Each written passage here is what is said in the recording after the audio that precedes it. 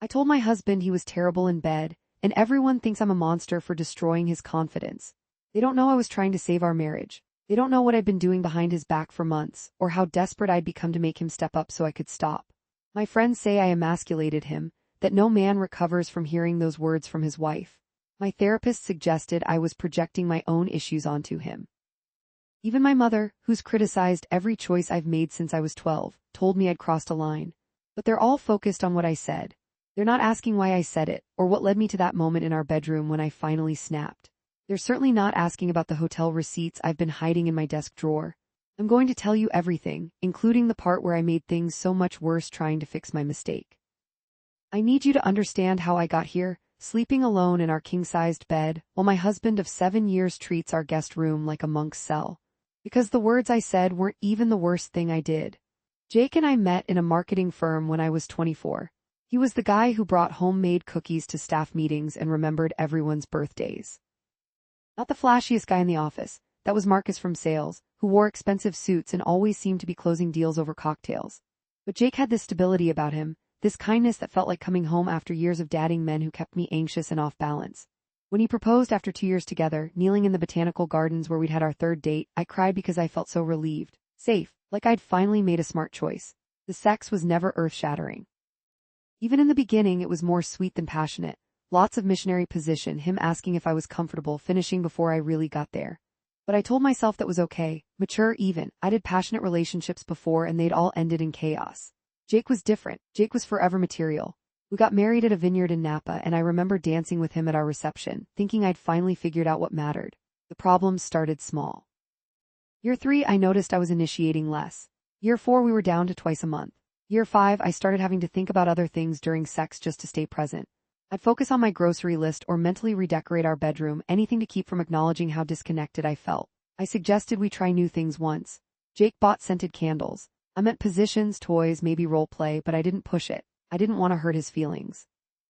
Then I started noticing other men again. Not in a casual way, in the way I'd noticed men before Jake, when I was single and constantly aware of attractive strangers. At the gym, I caught myself watching this guy deadlift, admiring the way his shoulders moved. At work events, I lingered in conversations with male colleagues, laughing too hard at their jokes. I started dressing differently, wearing tighter dresses, lower necklines. Jake complimented me, said I looked beautiful. He didn't ask why I was suddenly putting in so much effort. I should have talked to him then. That was my first real mistake. Instead, I joined a book club that met at a wine bar downtown. I told Jake it was good for me to have hobbies outside our marriage, which was true. What was also true was that I'd noticed the guy who organized it on the community bulletin board, his photo showed someone younger than me, attractive, artsy looking. The kind of guy who probably knew what he was doing in bed. His name was Ryan. 29, worked as a freelance photographer, had read more contemporary fiction than I'd ever heard of.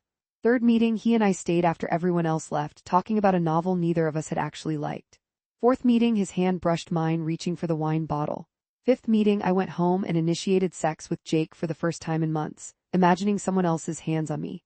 I felt disgusting afterward. Jake fell asleep happy, thinking we'd turned a corner. I lay awake cataloging what kind of person I was becoming, but I kept going to book club. Ryan and I started texting about books, then about other things. He sent me photos from his shoots, urban landscapes, portraits of strangers, once a series he'd done on empty hotel rooms that felt loaded with suggestion. I'd read his messages during my lunch break, heart racing like a teenager.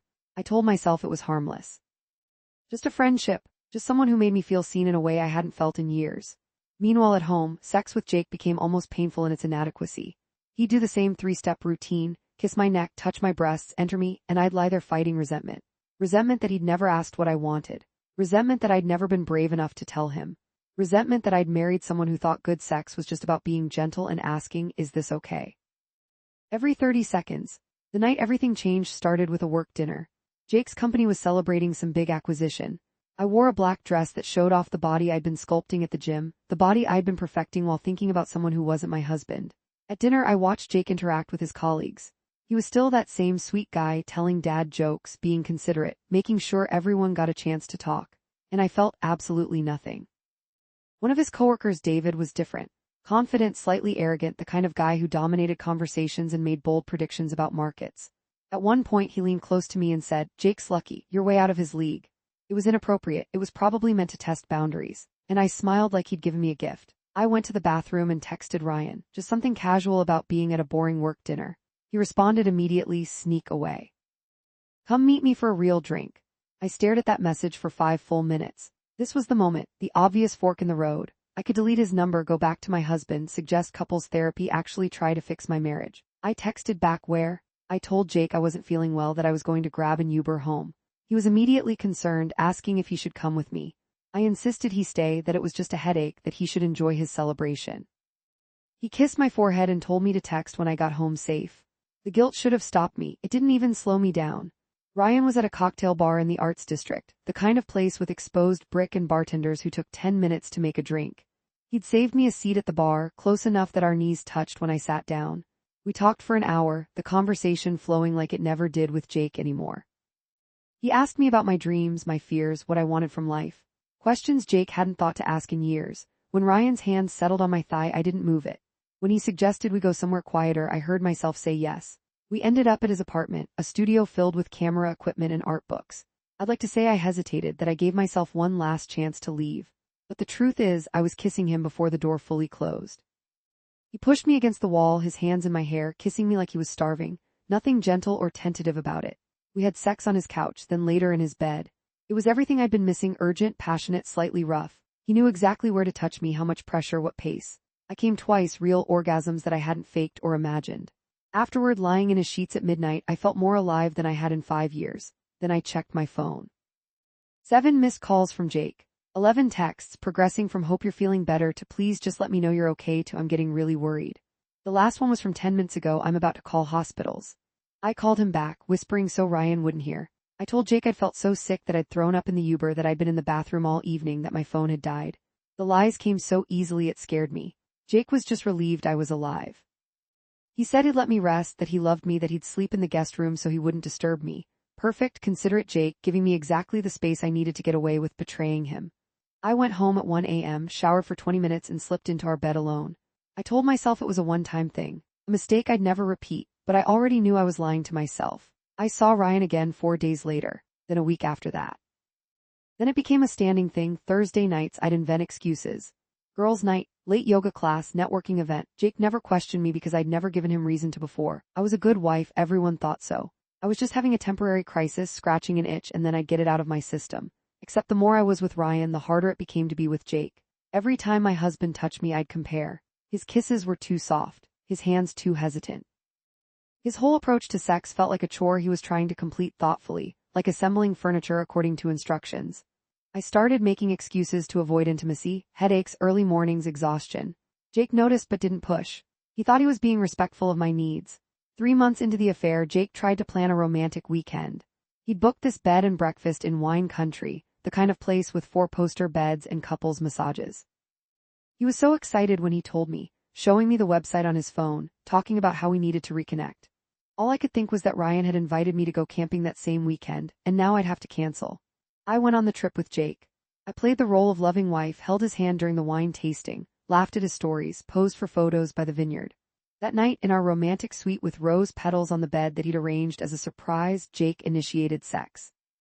He was trying so hard, doing all the things he thought were romantic. Slow undressing, extended foreplay, gazing into my eyes. It was torture. I couldn't get aroused. I couldn't pretend this was enough.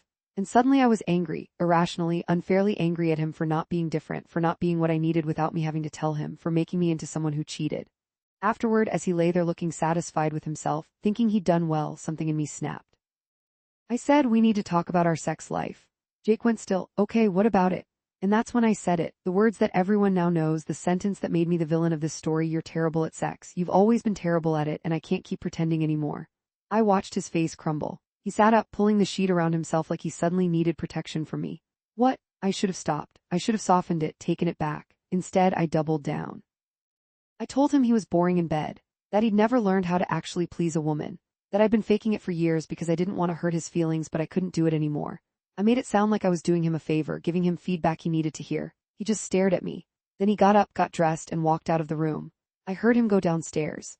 When he didn't come back after an hour, I found him sleeping in his car in the parking lot. He couldn't even look at me the next morning. We drove home in complete silence, and when we got there, he took his pillow to the guest room. He's barely spoken to me since. That was 6 weeks ago.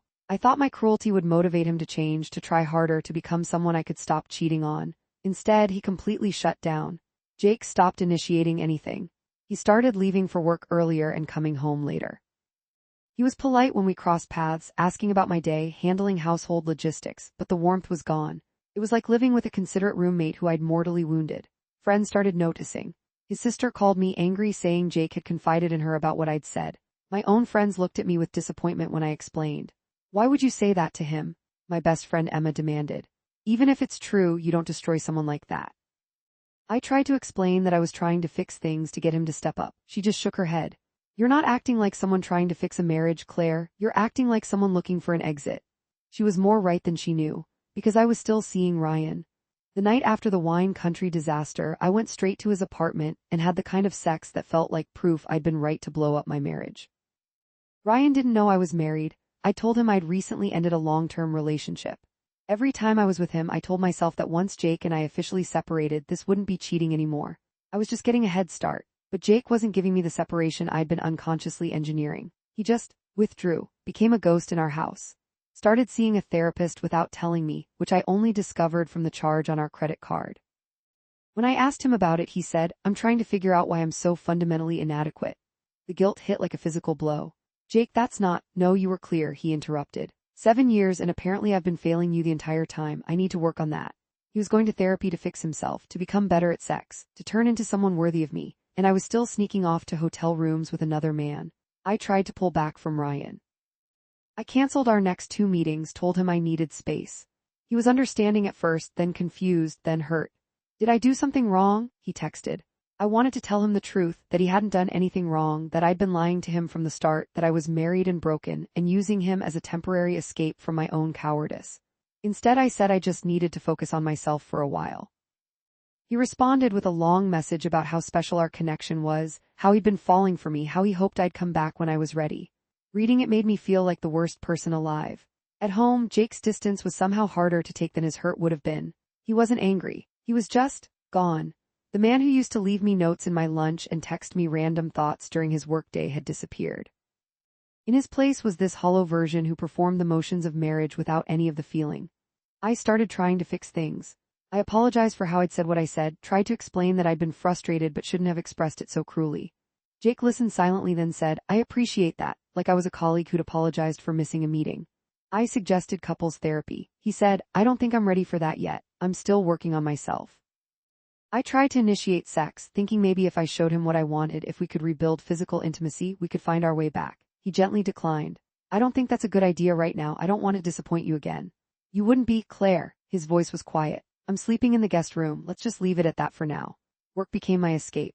I threw myself into projects, stayed late at the office, volunteered for assignments I normally would have avoided. Anything to not be home in that mausoleum of a marriage. My boss commented on my renewed dedication. My performance reviews were glowing. I was succeeding everywhere except the one place that supposedly mattered. Then Ryan showed up at my office. I was leaving for the day when I saw him in the lobby holding flowers. My stomach dropped. What are you doing here? I missed you, he said, smiling. Thought I'd surprise you. Maybe we could grab dinner? I glanced around frantically. Several of my coworkers were still around, including David, Jake's colleague from that dinner. David was watching with interest. Ryan, you can't just show up at my work. Why not? I thought. He stopped, noticing my panic. Is everything okay? I pulled him outside, my mind racing. I told you I needed space. It's been 3 weeks. I thought, Claire, what's going on? Are you seeing someone else? The irony almost made me laugh. It's complicated. Then uncomplicate it. He moved closer, reaching for my hand. I'm crazy about you. If something's in the way, let's deal with it together. I'm married. The words just came out. Ryan stepped back like I'd slapped him. What? I'm married 7 years. We're separated. Kind of. It's complicated, like I said, but I should have told you from the beginning and I didn't, and I'm sorry. The lies kept layering, each one digging me deeper. Ryan's face cycled through emotions, shock, hurt, anger. Separated, kind of. What does that mean? We're living together still, but we're not really together. We're figuring out next steps. Does he know about me? Not exactly. Jesus Christ, Claire. He ran his hand through his hair. So what am I, your affair, the guy you're using while you figure out your marriage? No, it's not like that. What's it like then? Explain it to me, because from where I'm standing, you lied to me for months. Let me fall for you. Let me think we were building something real. People were starting to stare. I lowered my voice. Can we not do this here? Where should we do it? Your place? Oh wait, your husband's there. He shook his head. I'm such an idiot. All those times you couldn't meet on weekends or had to leave by midnight or couldn't tell me where you worked. I thought you were just private. You were just married. Ryan, don't. He dropped the flowers in a nearby trash can. Lose my number and maybe work on being honest with your husband. He deserves better than this. Hell, I deserved better than this. He walked away. I stood there in front of my office building, several coworkers definitely having witnessed at least part of that scene, feeling everything collapsing around me. That night I came home to find Jake in the kitchen making dinner, just for himself, one chicken breast, one portion of rice. He barely glanced up when I walked in. Hey, I said, hey, there's something I need to tell you. He turned off the stove. Okay. I almost told him everything. Almost confessed the whole sordid story and let the chips fall. But looking at him, at this man I'd already devastated with my words, who was now barely holding himself together, I couldn't do it. I saw he got charged for therapy, I said instead. How's that going? It's helpful. He plated his food. Dr. Morrison thinks I have some deep-seated intimacy issues, stems from childhood stuff, explains why I struggle with vulnerability and physical connection. I wanted to scream. His therapist was making him think this was all his fault, that he was the broken one. Jake, you don't have intimacy issues, we have communication issues, as a couple. Maybe, he picked up his plate, but I think I need to fix my stuff before we can work on couple stuff. If we work on couple stuff, I don't know if you even want that anymore. Of course I want that. He looked at me for a long moment. Do you? Because you don't seem happy, you haven't seemed happy for a long time. I'm trying. I know, you're trying really hard to fix me, to make me into someone better, someone adequate. His voice was so tired. But maybe I'm just not who you need and that's okay. Maybe we both need to accept that. He went to the guest room. I stood in the kitchen, realizing he was right. I was trying to fix him instead of fixing myself, blaming him for inadequacies that were really my own. The next day, David from Jake's company asked to grab coffee with me. We met at a place near my office and he was direct. That guy yesterday, the one with the flowers, that your boyfriend? My heart hammered. Why are you asking? Because I like Jake, he's a good guy, and if you're stepping out on him while making him feel like shit about himself, that's pretty cruel. He stirred his coffee. I'm not trying to get in your business, but I've seen what you're doing to him at work. He's a shell of himself, constantly apologizing for everything, second-guessing himself. And now I see you with some other guy outside your office and I'm putting pieces together. It's not what you think. Really, what is it then? I couldn't answer. David nodded slowly. Look, do what you want, but either commit to fixing your marriage or let Jake go. Don't keep him in this limbo while you explore other options. He doesn't deserve that. He left me sitting there, his words echoing. He was right. I was keeping Jake trapped, destroying his confidence while I figured out what I wanted. It was cruel in a way that transcended just the sex comment. That night I decided to actually end things with Ryan properly and focus on my marriage. I texted him asking to meet once more to talk in person. He agreed reluctantly. We met at the same cocktail bar where this all started. He looked guarded, hurt. What do you want, Claire? To apologize, really apologize. What I did to you was wrong. You didn't deserve to be lied to. Is that it? Because I didn't come here for an apology. I came because I need to understand. Did any of it mean anything to you, or was I just a distraction? I wanted to lie to make him feel better, but I owed him some truth. It meant something, you made me feel alive again, but that wasn't fair to you because I was using those feelings to avoid dealing with my actual life, my actual marriage. Are you going back to him? I'm going to try to fix what I broke. Ryan laughed bitterly. Good luck with that. You told him he was terrible at sex. I'm guessing you didn't mention you were cheating on him for months while you got up the courage to say it. No. Are you going to? That was the question, the one I'd been avoiding. I don't know. You should. If you're really trying to fix things, you need to start with honesty. Otherwise, you're just building on a foundation that's already cracked. He stood up. I mean it, good luck. I think you're going to need it. After he left, I sat there for an hour, thinking about foundations and cracks. About the fact that I'd cheated because our sex life was unsatisfying, then told Jake he was bad at sex as if that was the only problem. I made him the villain of our marriage when I was the one who betrayed us. I went home determined to come clean. Jake was in the living room reading. I sat down across from him. We need to talk, really talk. He put down his book. Okay. The thing I said to you about sex. I said it wrong at the wrong time in the worst possible way. But the reason I was so frustrated, I stopped. This was it, the moment to tell the truth. What? He prompted. I've been feeling disconnected from you for years, and instead of talking to you about it, I couldn't say it, couldn't force the words out. I've been unfair to you, blaming you for problems that are mine too. I know I haven't been attentive, Jake said. Dr. Morrison helped me see that. I've been coasting in this marriage, assuming everything was fine because you weren't complaining. I stopped trying to know you, stopped asking questions, stopped being curious about what you needed. He was giving me an opening, a way to shift blame back to him to make this a mutual failing, and part of me wanted to take it. It's not just you, I said. There's more I need to tell you about why I've been so distant. My phone buzzed. A text from Emma. Did you hear about Jake's promotion? He told everyone at work except you apparently. David just told me. I looked at Jake. You got promoted? He shifted uncomfortably. Yeah, found out today. It's not a big deal. Jake, that's huge. When were you going to tell me? I don't know. It didn't feel like something to celebrate given everything. He paused. They're moving me to the San Francisco office. It's a significant raise. They want me there in 3 weeks. The room tilted. San Francisco, that's 8 hours away.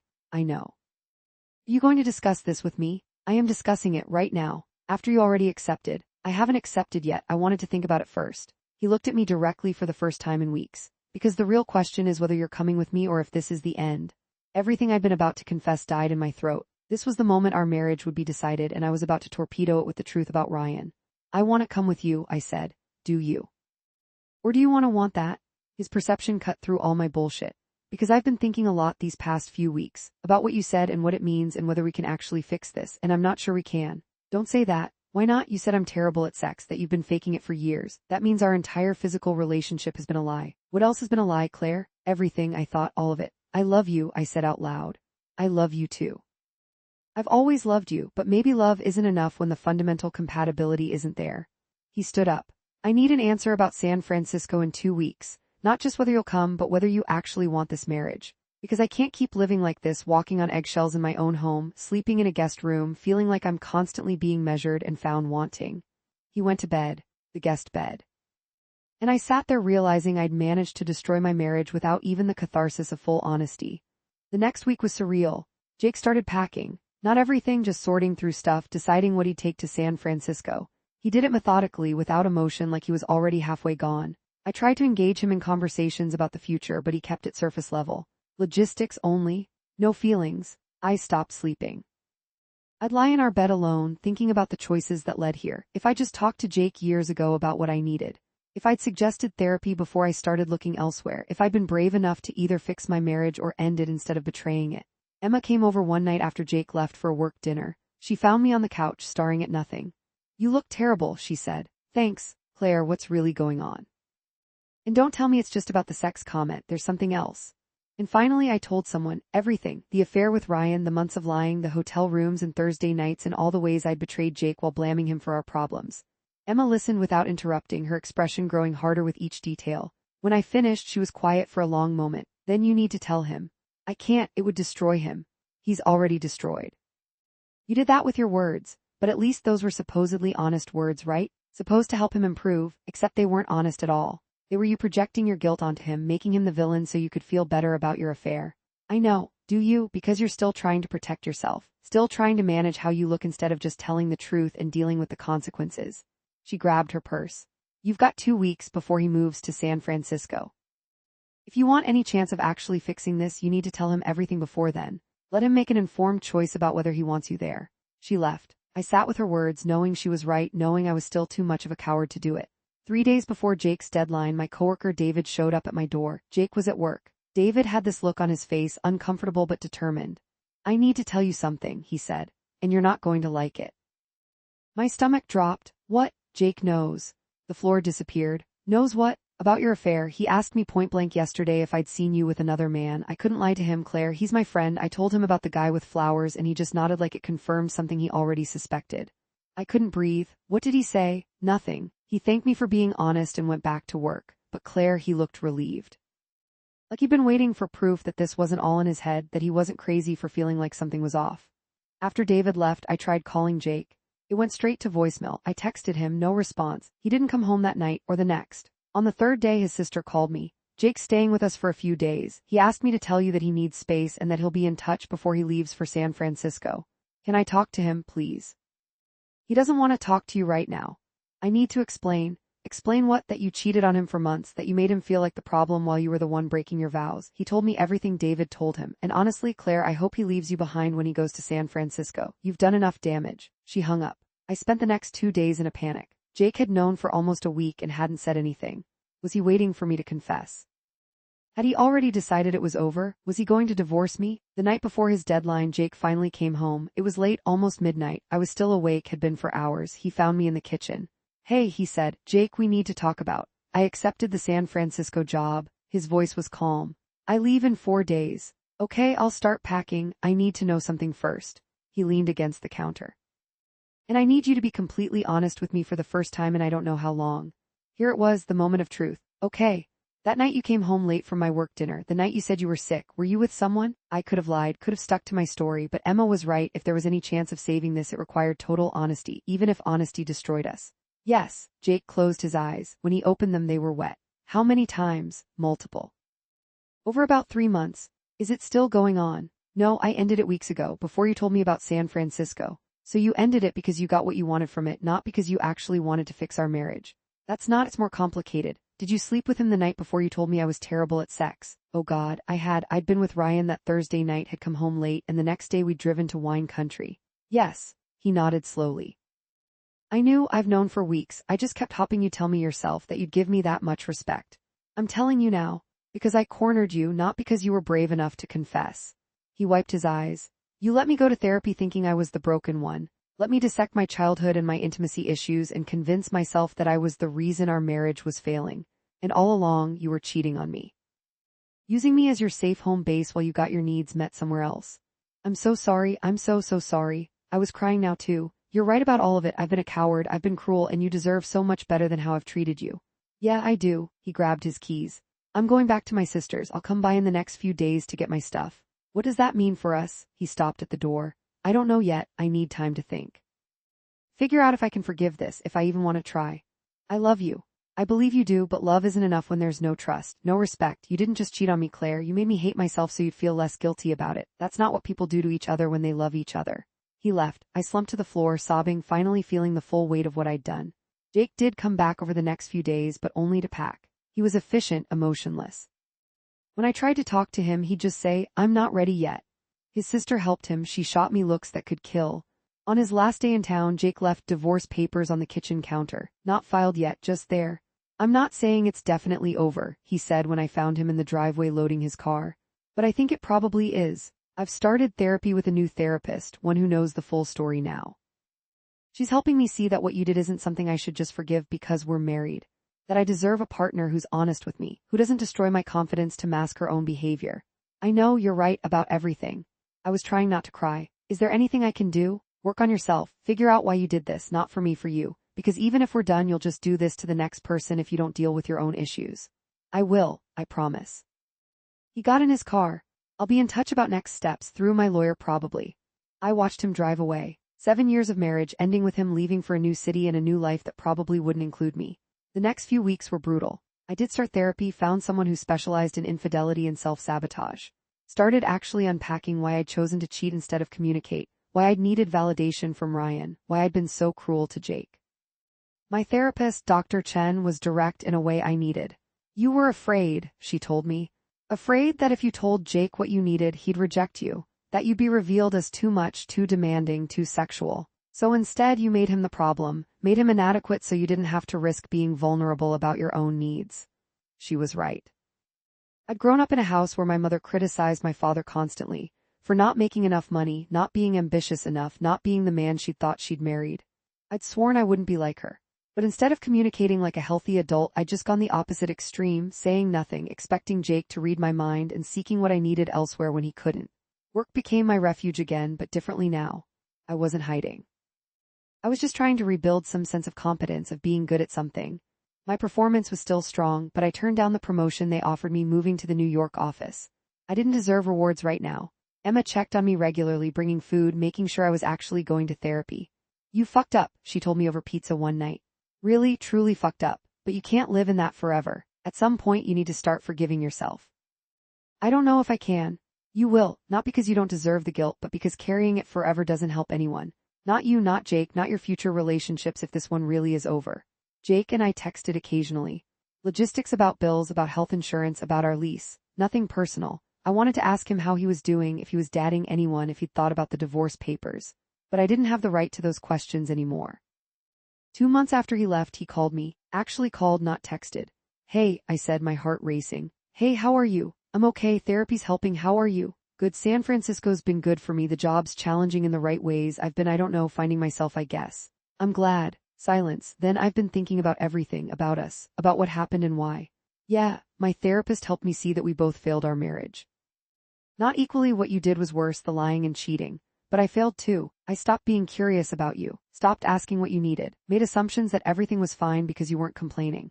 Jake, you didn't. Let me finish. I'm not excusing what you did. The affair, the lying, the cruelty, that was all you. But I've realized I need to own my part in why you felt so disconnected that you went looking elsewhere instead of talking to me. I didn't know what to say. I should have talked to you long before it got to that point. That's on me. Yeah, it is. Another pause. I don't think I can forgive the affair, not yet, maybe not ever, but I've been thinking about whether I want to try, whether there's enough good in what we built to salvage something. Hope fluttered dangerously in my chest. What are you saying? I'm saying I'm not filing the divorce papers yet, but I'm not unfiling them either. I need more time. And I need you to keep doing the work you're doing, the therapy, the self-reflection, because if we were going to try again, it would have to be completely different, complete honesty, no more avoiding hard conversations, no more making assumptions about what the other person needs. I can do that, I want to do that. We'll see, I'm not making any promises, but maybe in a few months we can talk again. Actually talk about everything. Okay, thank you for even considering, don't thank me. I'm not doing you a favor, I'm trying to figure out what I want for my own life, you're just part of that equation. His voice softened slightly. But Claire, don't wait for me, keep working on yourself whether we end up together or not, you need to fix what's broken inside you regardless of whether I'm there. We hung up. I sat with his words with the slight possibility he'd offered. It wasn't forgiveness, it wasn't reconciliation, but it was a door not entirely closed. That was 4 months ago. Jake and I have talked a few more times since then. Carefully, slowly. He told me he's been seeing someone casually, a disclosure I had no right to be hurt by but was anyway. I told him I haven't dated anyone, that I'm focused on therapy and understanding myself. The divorce papers are still sitting unsigned. We're still married, technically. Living separate lives in separate cities, trying to figure out if there's a future or just an ending we're both too scared to finalize. My therapist says I need to stop waiting for Jake to decide my worth, that I need to forgive myself and move forward whether he forgives me or not. She's probably right. But part of my work has been accepting that I don't get to control the timeline of other people's healing. That I broke something precious and I might never get the chance to repair it. I think about that night in wine country a lot.